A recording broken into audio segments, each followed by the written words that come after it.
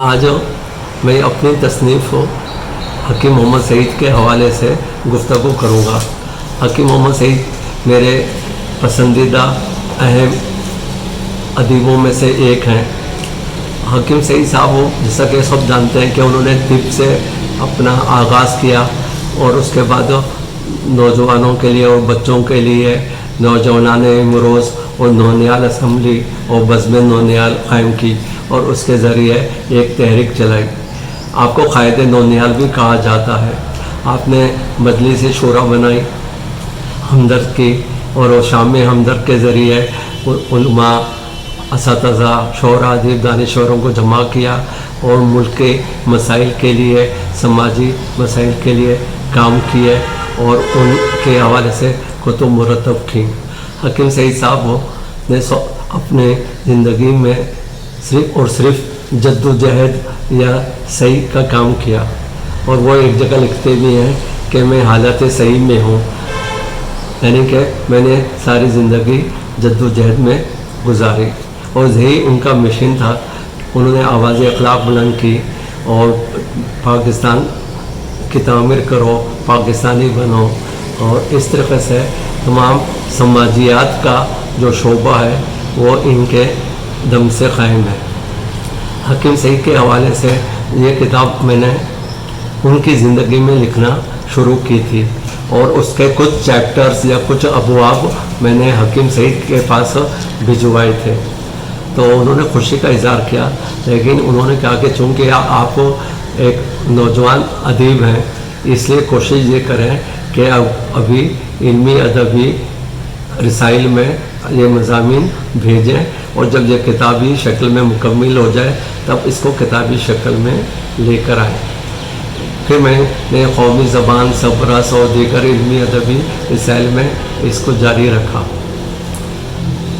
1998 में हकीम सईद साहब को शहीद कर दिया गया और उसके बाद ये है कि मैं कुछ तातुल का शिकार हो गया। जब 2017 में हकीम सईद साहब 2019 में हकीम सईद साहब की 100 साला जश्न पैदाइश का आया तो मैंने तमाम मुसव्वदात दोबारा निकाले और इसको मुकम्मल किया और इसको किताबी शक्ल में लेकर आया। जब मैंने ये काम शुरू किया था तो मसूद बरकाती साहब ने बहुत मेरी सरपरस्ती की और खत्री असमत अली पटेल, क़य्यूम राही के ज़रिए मुझे नौनियाल के पुराने शुमारे और ख़बरनामे के पुराने शुमारों की फ़ाइलें दी ताकि उससे मुझे मदद मिले। इसी तरीके से डायरेक्टर जनरल हमदर्द फाउंडेशन फ़ुरक़ान अहमद शमसी साहब ने मुझे तमाम मतबूआत फराहम की जो इदारे मतलब हमदर्द शाये करता है फाउंडेशन के ज़रिए, उससे भी हकीम साहब की बैनुल अक़वामी जो किताबें उसका मुझे इल्म और उनकी खिदमत का उसको फिर मैंने कलम बंद किया।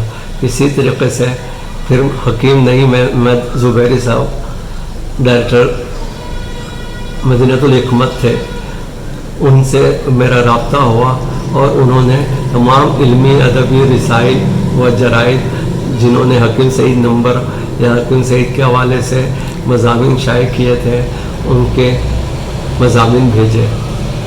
इस तरीके से इन सब मशाहिर की मेहरबानी और ताउन से इस किताब का मैंने तैयारी में मदद ली और उसके बाद इसको मुकम्मल किया।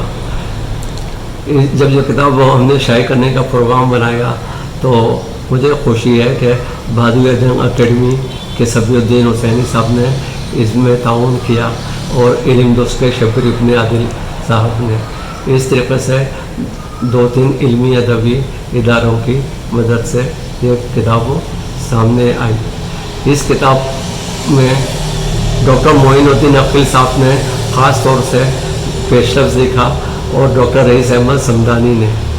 डॉक्टर मोइनुद्दीन अकील साहब जैसा कि आप जानते हैं कि बैनुल अक़वामी शोहरत के आमिर हैं और जापान में कई साल रहे और हकीम सईद साहब भी जापान के साथ वाबस्तगी रखते थे और वहाँ के फूलों की और नेचुरल सूटिकल्स की वजह से। तो मोइनुद्दीन अकील साहब ने حکیم سعید کی تمام جہتوں کے حوالے سے اس کتاب کا مطالعہ کیا اور اس کے لیے اپنی رائے دی۔ ڈاکٹر رئیس احمد صمدانی نے حکیم سعید کے اوپر PhD کی اور ان کی حکیم سعید صاحب کے لائبریری سائنسز میں خدمات یا بیت الحکمت کے کردار کے حوالے سے، تو رئیس احمد صمدانی کی یہ رائے بھی بڑی اہمیت کی حامل ہے۔ اس کے علاوہ جمیل احمد صدیقی صاحب ڈائریکٹر مارکیٹنگ نے بھی اس حوالے سے تحریر کیا ہے۔